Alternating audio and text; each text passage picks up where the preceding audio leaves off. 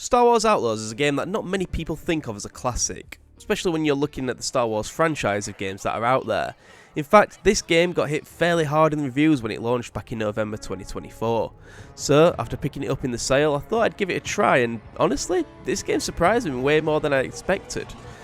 When this was first announced, I was interested, but cautious, with it being no Jedi, no lightsabers, no Clone Wars, which I love, but ultimately being the Ubisoft game, which they haven't been known for making the best games recently.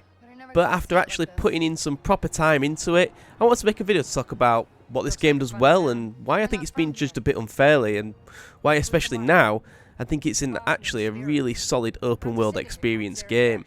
So let's talk about the visuals, the gameplay, the reception, and whether Star Wars Outlaws is actually worth your time. So first things first with this game, it looks absolutely amazing. The graphics are outstanding. Star Wars Outlaws absolutely nails that Star Wars aesthetic and world, from wide open desert landscapes of Tatooine to dense cities full of life. Everything feels handcrafted rather than just copy and pasted content. Lighting is a massive standout here, and sunsets, neon lights in cities, interiors of cantinas, it all feels cinematic without being distracting. You constantly get those moments where you stop and think, yeah, you know what, this actually feels like I'm in a Star Wars universe.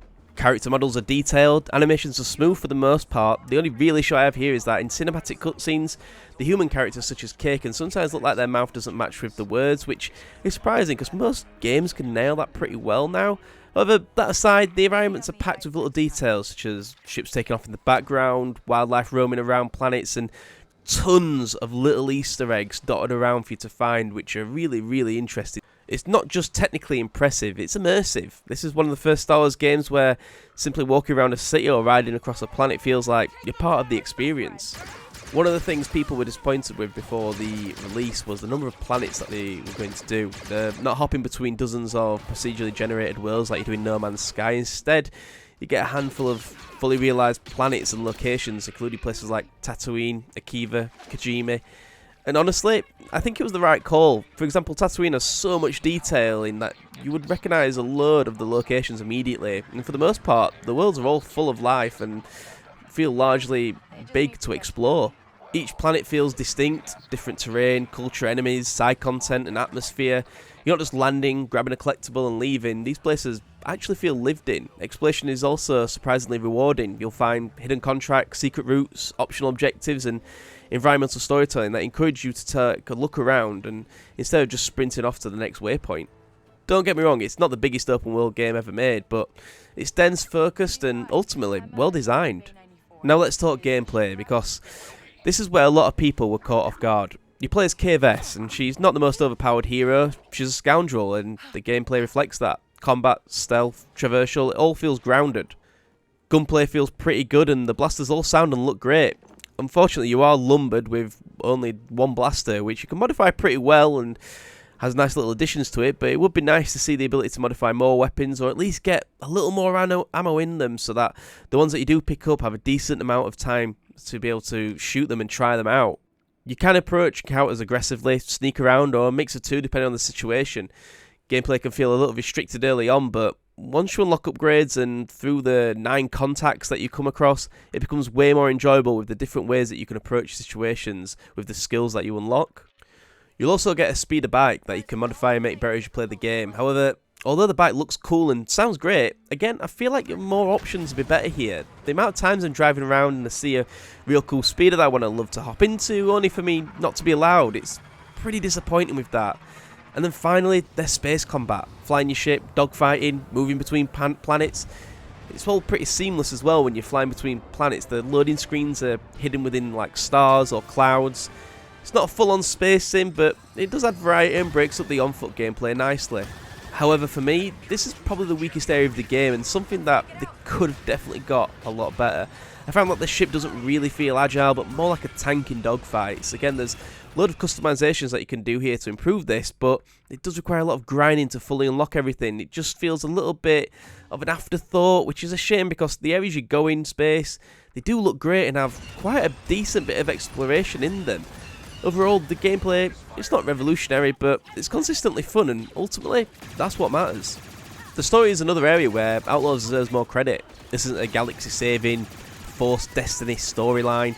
It's a grounded crime story set in the Star Wars universe, syndicates, smugglers, shady deals and survival. Kay herself is a solid protagonist, not annoying, not perfect, just trying to survive and make a name for herself. Supporting characters memorable, and tone feels more like Andor or Solo than a traditional Jedi story. Choices, alliances and reputation with factions actually matter, which adds some depth to how you approach missions. It's refreshing to play a Star Wars game that doesn't revolve around being the chosen one. The main missions add some good variety as well, with you meeting a couple of well-known characters throughout, including a great scene with Vader. For the most part, this is a fairly relaxed fun and gun or stealth combat game. However, one of the last missions has you being hunted by one of the trusty sidekicks, and honestly, this mission had me on the edge of my seat. Especially as you were unarmed, no counters, and other than you trying to be able to out-sprint them, that's the only options you had. And this really was a highlight mission, and something you're more likely to see in an Alien Isolation type of game, which is a really cool curveball, and I didn't see it coming. There's also a few twists in the storyline, most that you can see coming, but nonetheless, they're pretty fun. Now, in terms of content and game length, there's plenty here.